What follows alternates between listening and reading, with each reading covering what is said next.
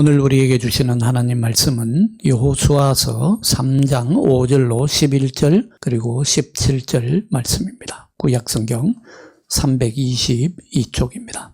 이 계시의 말씀을 봉독할 때에 다 함께 마음을 열고 하나님의 음성을 친히 들으실 수 있기 바랍니다. 여호수아가 또 백성에게 이르되 너희는 자신을 성결하게 하라. 여호와께서 내일 너희 가운데에 기이한 일들을 행하시리라.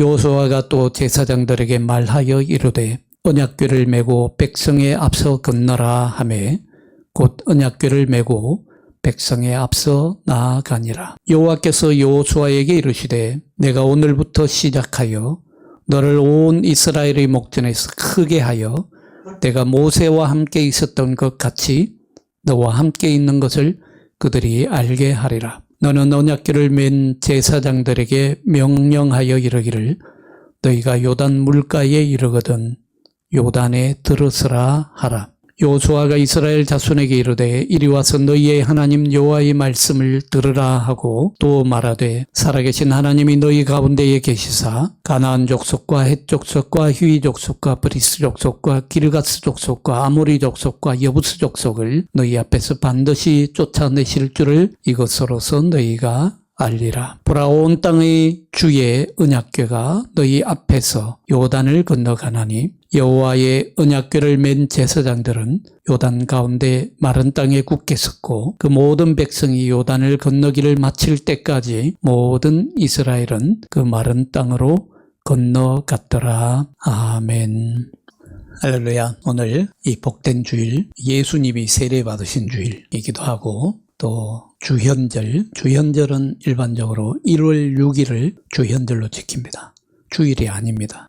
주현절은 주일이 아니고 1월 6일, 매년 1월 6일이고 오늘은 주현절 후 첫 번째 주일입니다. 주현절이 뭐냐 하면 주님이 나타나신 절기다. 주님이 현현하셨다 하는 것을 기념하는 절기입니다. 오늘 이 복된 주일에 이 예배 땅에서 그리고 온라인으로 함께 참여하는 성도 여러분들에게 주님의 은혜가 가득하기를 축원합니다. 오늘 본문 여호수아서 3장 7절에서 하나님이 여호수아에게 말씀하시죠. 우리 여호수아서 3장 7절을 다시 한번 한 목소리로 읽습니다. 내가 오늘부터 시작하여 너를 온 이스라엘의 목전에서 크게 하여 내가 모세와 함께 있었던 것 같이 너와 함께 있는 것을 그들이 알게 하리라. 하나님은 여호수아를 모세의 후계자로 세우셨습니다. 우리가 잘 알고 있는 사실이죠. 신명기 3장에 보면 정확하게는 3장 27절에 보면 하나님은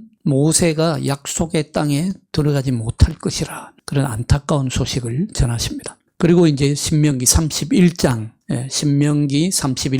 7절로 8절에 보면 하나님은 여호수아를 후계자로 세우십니다. 그리고 이제 신명기가 끝나고 여호수아에 들어오면 여호수아서 1장에서 하나님은 여호수아에게 말씀하시죠. 그 유명한 구절 여호수아서 1장 9절 아닙니까? 1장 9절 말씀 우리 한 목소리로 찾아서 읽어볼까요? 강하고 담대하라. 두려워하지 말라. 놀라지 말라. 네가 어디로 가든지 내 하나님 여호와가 너와 함께 하느니라. 하나님은 여호수아에게 이스라엘 백성을 요단 동쪽으로 인도하라는 사명을 주십니다. 젊은 여호수아가 모세의 후계자가 되었어요. 지도자가 교체된 것입니다. 여러분 잘 아시겠지만 어느 사회나 어느 국가에서나 지도자가 교체될 때는 항상 혼란이 있습니다. 지도자 자신도 국가와 백성에게 적응해야 되고 백성들도 지도자에게 적응해야 되는 그런 적응기죠. 이런 시기를 우리는 흔히 과도기라고 하잖아요. 이스라엘 백성들은 어떻겠습니까? 그들도 역시 마찬가지였겠죠. 사실 이스라엘 백성들은 모세 덕분에 산 것이나 다름이 없습니다. 위대한 지도자 모세를 이스라엘 백성들은 지금도 이 이스라엘 역사 가운데 최고의 지도자로 꼽습니다. 모세가 지도자였을 때에는 불평도 많이 하고 원망도 많이 하고 심지어는 욕도 하면서 죽이려고 달려들지 않았습니까? 그렇지만 모세가 그래도 이스라엘 백성들을 위해서 얼마나 많은 헌신을 하고 얼마나 많은 고생을 한 것을 이스라엘 백성들은 잘 압니다. 욕하고 비난하면서도 역시 우리를 위해서 고생은 많이 했지. 그걸 잘 알죠. 그런데 그런 모세가 비록 이스라엘 백성들이 출애굽했을 때에 1세대들은 다 죽고 2세대들이기는 하지만 그런 이스라엘 백성들은 가나안 땅에 다 들어가는데 모세만은 들어가지 못하게 됐어요. 모세인들 왜 가나안 땅에 들어가지 않고 싶었겠습니까? 얼마나 이스라엘 백성들을 40년 동안 인도하면서 그 광야길을 고생하면서 온갖 수모를 다 겪으면서 이스라엘 백성들을 지도해 왔는데 막바지에 와서 가나안 땅에 들어가지 못한다고 하니까 그 심정이 어땠겠습니까? 정말 들어가고 싶었겠죠. 그렇게 학수고대하고 기대하던 가나안 땅을 바라보면서 들어가지 못하게 됐어요. 그래서 여러분 신명기 3장 25절을 보면 모세가 하나님 앞에 간절히 구합니다. 부디 저를 건너가게 해 주십시오. 그래서 저도 요단 저쪽에 아름다운 땅과 아름다운 산과 레바논을 보게 해 주십시오. 간절히 구하지만 하나님은 그때의 모세의 기도를 들어주지 않습니다. 마치 사도 바울이 자신의 몸에 있는 가시를 제거해 달라고 하나님 앞에 그렇게 간절히 기도했지만 내 은혜가 내게 족하다 이 말씀으로 들어주시지 않았던 것처럼 하나님 모세에게 뭐라고 말씀하시는 줄 알아요? 사도 바울에게 했던 말과 거의 비슷합니다. 그만해도 족하니 이 일로 다시 내게 말하지 말라. 하나님은 왜 이 모세의 간청을 들어주지 않았을까? 성경에는 정확하게 어떤 이유인지 밝히지 않습니다만은 대체적으로 성경을 연구해보면 무리바의 물 사건 때문이라고 기록하고 있습니다. 신명기 3장 26절에 보면요, 모세가 가나안에 들어가지 못한 이유를 이렇게 말합니다. 여호와께서 너희 때문에 내게 진노하사 내게 이르시기를 그만해도 족하니 이 일로 다시는 내게 말하지 말라. 너희 때문에. 이스라엘 백성 때문이었다는 거예요. 그 이스라엘 백성 때문이었다는 것이 결국 무리바의 물 사건입니다. 자신들 때문에 지도자였던 모세는 가나안에 들어가지 못하고 자기들은 가나안에 들어가게 됐던 것입니다. 그런 이스라엘 백성들은 아마 모세에게 한편으로는 미안함이 컸을 것입니다. 미안한 마음이 얼마나 컸겠어요. 그러나 다른 한편으로는 또 여호수아가 지도자가 됐다고 하니까 여호수아가 과연 모세만큼 잘해낼 수 있을까 의심도 들었을 것입니다. 그렇게 이스라엘 백성들은 자연스럽게 여호수아와 모세를 비교합니다. 비교했을 거예요. 그렇지 않겠습니까? 모세는 우리를 인도할 때에 그 홍해도 가르고 그리고 광야에서는 하늘에서 메추라기와 만나가 내리게 해줬는데 여호수아도 그렇게 할 수 있을까? 정말 하나님이 여호수아와도 함께 하실까? 그렇게 비교했을 것입니다. 여호수아도 스스로 이 부담감을 느꼈을 것입니다. 모세의 위대한 업적 앞에서 자신이 부족해 보였을지 모릅니다. 내가 정말 모세처럼 할 수 있을까? 하나님이 정말 모세에게 하셨던 것처럼 나와도 함께 하실까? 오늘날 우리에게도 이런 모습은 익숙하지 않습니까?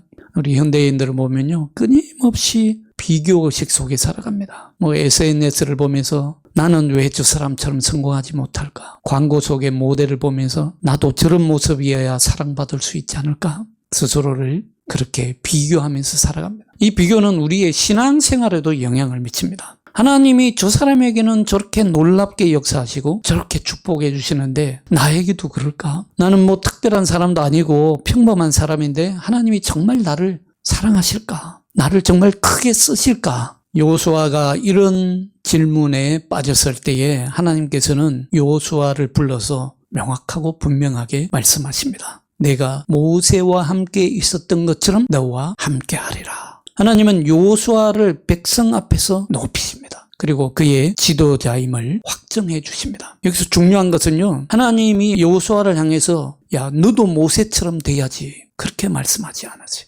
여호수아 너가 지도자가 되려면 모세처럼 돼야 돼 그렇게 말씀하지 않았습니다. 모세는 모세로서의 사명을 다했고 여호수아에게는 여호수아의 사명을 주십니다. 모세가 애굽에서 종살이하던 백성을 출애굽시켜서 가나안까지 인도하였던 것이 모세의 사명이었다면 이제 여호수아에게 주어진 사명은 그 백성을 가나안 땅까지 인도해서 그들에게 땅을 나눠주는 것이, 분배하는 것이 여호수아의 사명이었습니다. 모세가 홍해를 걷는 것이나 여호수아가 요단강을 걷는 것이 비슷해 보이지만 각자에게 하나님은 적절한 사명을 주신 것입니다. 하나님은 우리 각 사람을요, 있는 모습 그대로 부르시고요, 각자에게 고유한 사명을 주십니다. 우리가 여러분 다른 사람처럼 될 필요 없습니다. 여러분 기억하십시오. 이 온 우주에서 여러분과 같은 존재는, 하나님이 지으신 여러분과 같은 존재는 여러분 단 한 사람밖에 없음을 기억하시기 바랍니다. 그러니 단 한 사람으로서 하나님 앞에 소중합니다. 우리가 다른 사람처럼 될 필요 없어요. 하나님은 우리가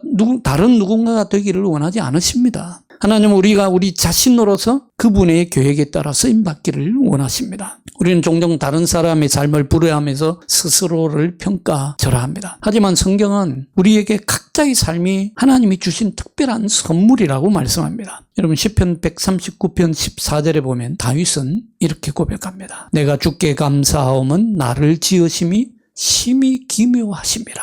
주께서 하시는 일이 기이함을 내 영혼이 잘 아나이다. 하나님께 감사한 것은 주님께서 나를 지으심이 너무도 기묘하다는 거예요. 이 말씀은 우리의 삶이 하나님의 독특한, 여러분 한 사람 한 사람의 삶이 정말 하나님의 기묘하고도 독특한 작품이라는 말씀입니다. 하나님께서 우리 각 사람을 유일하게 특별하게 만드셨다는 거지요. 여러분 하나님 안에서 여러분 자신의, 여러분만의 고유한 가치를 발견할 수 있기를 바랍니다. 비교식을 내려놓아야 합니다. 들에 핀 꽃들을 보세요. 장미는 장미대로 아름답고 백합은 백합대로 아름답습니다. 여러분은 하나님 앞에서 천하보다도 귀하게 아름다운 줄을 기억하시기 바랍니다. 여러분 각자에게 고유한 아름다움과 역할을 사명을 주신 것입니다. 다른 사람처럼 될 필요가 없어요.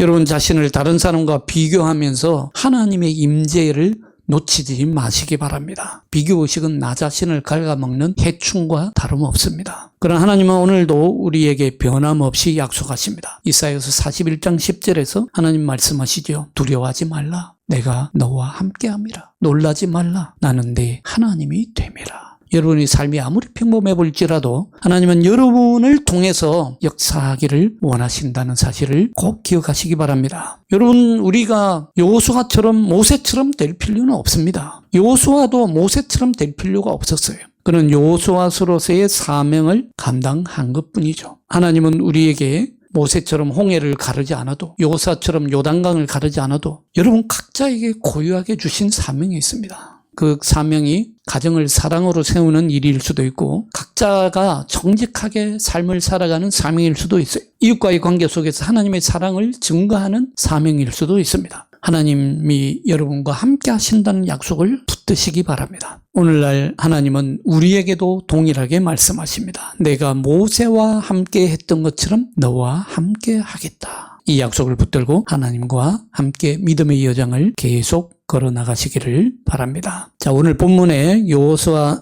우리가 읽지 않았지만 여호수아서 3장 15절 16절을 함께 한 목소리로 읽어봅니다. 요단이 곡식 거두는 시기에는 항상 언덕에 넘치더라. 궤를 맨 자들이 요단에 이르며 궤를 맨 제사장들의 발이 물가에 잠기자 곧 위에서부터 흘러내리던 물이 그쳐서 사르단에 가까운 매우 멀리 있는 아담 성읍 변두리에 일어나 한 곳에 쌓이고 아라바의 바다 여매로 향하여 흘러가는 물은 온전히 끊어지매 백성이 여리고 앞으로 바로 건널세. 자, 이스라엘 백성들이 요단강을 건널 때 하필이면 곡식 거두는 시기입니다. 이때는 요단강이 항상 차고 넘쳤다고 그래요. 요단강 앞에 선 제사장들의 하나님의 법궤를 메고 섰을 때 그 심정이 어땠겠습니까? 여러분들이라면 강이 이렇게 넘칠 듯 흘러 넘치는데 요단강에 들어서라 하는데 심정이 어떻겠습니까? 아마 제사장들도 마찬가지였을 거예요. 물이 흘러 넘치고 있는데 하나님의 명령을 따라서 언약궤를 메고 물가로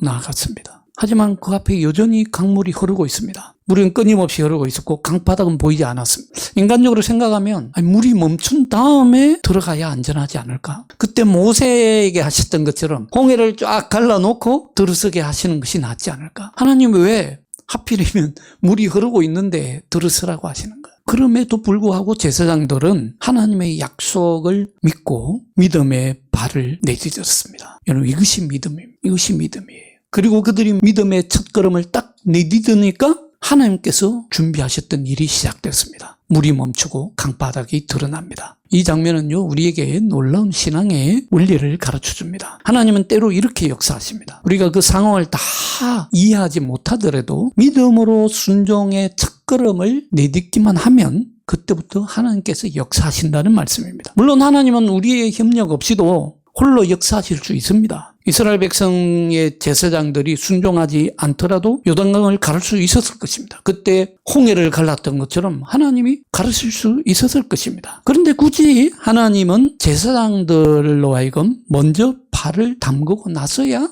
역사하신 것이겠습니까? 자, 이걸 알기 위해서 우리는 홍해의 기적과 요단강의 기적을 한번 비교해 볼 필요가 있습니다. 출애굽기 14장 13절 14절에 보면요, 이제 홍해를 가르는 그 기적의 역사 앞에서 모세가 백성들에게 말합니다. 뭐라고 말합니까? 출애굽기 14장 13절 14절, 너희는 두려워하지 말고 가만히 있어서 여호와께서 오늘 너희를 위하여 행하시는 구원을 보라. 너희는 가만히 있을지니라. 가만히 있으라고 하세요. 그때 홍해를 가를 때는 가만히 있으라고 하셨는데, 그러나 오늘 요단강을 가르실 때는 가만히 있으라 하시지 않고 제사장들이 법궤를 메고 요단강에 먼저 들어서라 하십니다. 믿음의 한 걸음을 내디디라는 말씀입니다. 왜 그때는 가만히 있으라 하시고 지금은 제사장들에게 요단에 먼저 들어서라 하셨을까요? 물론 뭐 하나님의 마음대로 하겠지만 여기에는 믿음의 아주 중요한 비결이 들어있습니다. 이것은 믿음의 성숙과 관련이 있어요. 믿음은 가만히 있는 게 아니에요. 믿음은 성장하는 특성이 있습니다. 믿음은 또 성장해야 합니다. 여러분, 언제까지나 젖먹는 어린아이처럼 신앙생활을 할 수는 없는 법입니다. 그건 하나님을 걱정시키는 믿음이에요. 믿음은 항상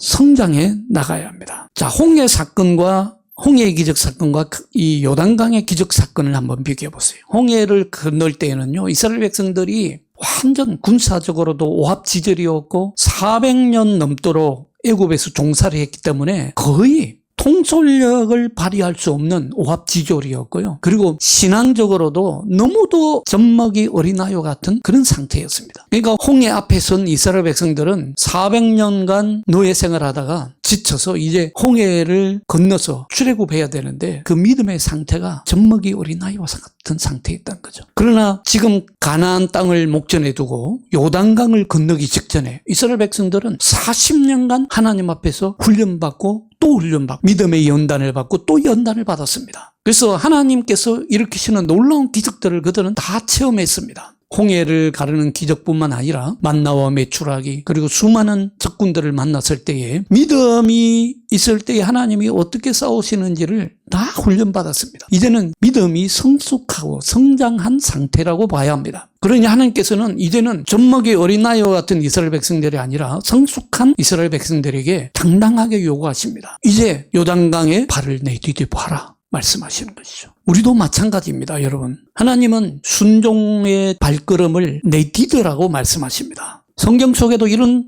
역사가 얼마나 많습니까, 여러분? 베드로가 물 위를 걸었을 때 베드로는 예수님의 말씀을 들었습니다. 물 위로 걸어오라. 첫 발을 내디뎠을 때 물 위를 걷는 기적을 경험했습니다. 엘리야가 과부를 통해서 하나님의 공급을 체험했을 때 사르밧 과부는 가진 것이 얼마 없었지만 하나님의 명령을 따라서 얼마 남지 않은 음식을 대접하였고 그 순종을 통해서 끝나지 않은 그런 기적적인 공급을 체험했습니다. 우리도 하나님께서 주신 부름에 순종하는 그 작은 믿음의 발걸음을 내딛는다면 하나님은 그것을 통해서 역사하실 것입니다. 여러분에게도 요단강과 같은 상황이 있지 않습니까? 하나님께서 발을 내디디라고 말씀하지만 여전히 흐르는 강물을 보면서 두려워하고 있지는 않습니까? 혹시 모든 상황이 분명해지기를 기다리고 계십니까? 요단강이 쫙 홍해처럼 갈라질 때를 기다리고 계십니까? 여러분 기억하시기 바랍니다. 하나님은 이미 여러분 가운데 일하시고 계십니다. 우리의 믿음과 순종은요, 하나님의 역사에 참여하는 초대장입니다. 그 발걸음이 아무리 작아 보일지라도 하나님은 그것을 통해서 큰 일을 이루실 준비를 하고 계십니다. 여러분, 오늘 믿음으로 작은 순종의 발걸음을 내디뎌 보십시오. 요수아와 제사장들이 요단강 앞에서 그랬던 것처럼 하나님은 여러분의 그 발걸음을 통해서 하나님의 역사를 이루어 가실 것입니다. 세 번째로 말씀드리고자 하는 것은 요수아서 3장 6절의 말씀입니다. 우리 다 같이 한번 3장 6절 말씀을 한 목소리로 다시 한번 읽겠습니다. 요수아가 또 제사장들에게 말하여 이르되 언약궤를 메고 백성에 앞서 건너라 하매 곧 언약궤를 메고 백성에 앞서 나아가니라. 오늘 우리가 읽은 요수아서 3장 5절로 11절 그리고 17절 끝까지 보면 이 언약궤에 관한 이 제사장들이 언약궤를 메고 갔다라는 내용이 굉장히 여러 번 나옵니다. 반복해서 계속 나옵니다. 여러 번 나온다는 말은 이 하나님의 말씀 가운데 그 부분이 정말 중요하다는 얘기죠. 요단강 앞에 서 있는 제사장들을 한번 여러분 상상해 보시기 바랍니다. 그들은 언약궤를 메고 강 한가운데 서 있습니다. 이제 발을 내딛고 서 있어요. 모든 이스라엘 백성이 건널 때까지 서 있었습니다. 그들은 단순히 언약궤, 궤짝을 운반하고 있었던 것이 아닙니다. 그들이 메고 있었던 것이 무엇입니까? 하나님의 언약궤입니다. 하나님의 언약궤는 무엇입니까? 하나님의 언약궤는 하나님이 이스라엘 백성들이 광야 생활을 할 동안에 그 위에 임재하신 그 법궤 위에 속죄수가 있고 그 속죄수 위에 항상 임재하셔서 이스라엘 백성을 만나신 하나님의 임재의 장소였습니다. 그러니 이스라엘 백성의 제사장들이 언약궤를 메고 서 있었다는 것은요, 그냥 단순히 언약궤를 메고 서 있던 것이 아니라 하나님의 임재를 그들이 메고 서 있었던 것이고 하나님의 임재를 운반하고 있었던 것입니다. 하나님의 임재를 그들이 메고 서 있기 때문에 백성들은 안전하게 약속의 땅으로 건널 수 있었던 것입니다. 우리에게 아주 중요한 메시지를 전달해 줍니다. 베드로전서 2장 9절에 보면요, 하나님은 우리를 왕같은 제사장이라고 부릅니다. 너희는 택하신 족속이요 왕같은 제사장들이요 거룩한 나라요 그의 소유가 된 백성이라. 단순히 교회에 참석하는 신자가 아닙니다. 여러분들은 여러분의 삶의 자리에서 하나님의 임재를 나타내는 왕같은 제사장으로 부름받았음을 기억하시기 바랍니다. 요수아 시대의 제사장들처럼 오늘날 우리는 하나님의 임재를 메고 다니는 왕같은 제사장들입니다. 하나님은 우리를 통해서 세상에 하나님을 나타내기를 원하세요. 우리의 삶이 하나님의 임재를 드러내는 통로가 되기를 원하십니다. 우리가 여러분들 그리스도인으로서 하나님 믿는 사람으로서 이웃 사람에게 따뜻하게 한마디 전하는 말, 그들이 아파하고 고통스러워할 때 함께 있어주는, 참여해주고 함께 아파해주는 마음, 그런 모든 것들이요 하나님의 법궤를 메고 있는 왕같은 제사장의 역할입니다. 우리가 친절을 베푼다든지 용서할 수 없는 사람을 용서한다든지 사랑할 수 없는 사람을 그건 우리가 하나님의 법궤를 메고 있는 왕같은 제사장들이기 때문에 가능한 것입니다. 그걸 통해서 다른 사람들도 하나님의 임재를 체험하고 경험하게 될 줄로 믿습니다. 요수아 시대의 제사장들은 강 한가운데 서서 백성들이 약속의 땅으로 건너가도록 돕는 역할을 담당했죠. 오늘날 우리가 그 제사장들과 다르지 않다는 말씀입니다. 우리가 삶의 자리에서 하나님의 빛과 사랑을 드러낼 때에 사람들은 어두운 곳에서 하나님의 기이한 빛으로 나오게 될 줄로 믿습니다. 우리는 하나님의 임재를 운반하는 사람들입니다. 우리 삶이 하나님의 사랑과 은혜를 드러내는 통로가 되기를 축원합니다. 베드로 말씀처럼 우리가 하나님의 빛과 덕을 세상에 선포하는 왕같은 제사장으로 살아가기를 간절히 축원합니다. 기도합시다. 사랑이 많으신 하나님, 오늘 우리에게 믿음의 첫걸음을 내딛게 하시는 주님의 말씀에 감사드립니다. 우리 삶 속에서 요단강 같은 어려움과 두려움 앞에 설 때에도 주님이 함께 하신다는 약속을 기억하며 용기 내어서 순종의 발걸음을 내디딜 수 있도록 인도하여 주옵소서. 우리의 작은 순종을 통해 큰 일을 이루시는 하나님, 주님께 맡겨드리는 모든 순간에 주님의 거룩한 역사를 체험하게 하시고 우리의 부족함에도 불구하고 그 안에서 일하시는 주님의 은혜를 깨닫게 하여 주옵소서. 힘든 시간 가운데 있는 이들에게 위로와 소망을 허락하시고 어두운 길을 걷는 자들에게는 주님의 빛을 비추어 주옵소서. 오늘도 우리를 부르시고 동행하시는 주님을 신뢰하며 나아가게 하시니 감사드리며 주 예수 그리스도 이름으로 기도하옵나이다. 아멘.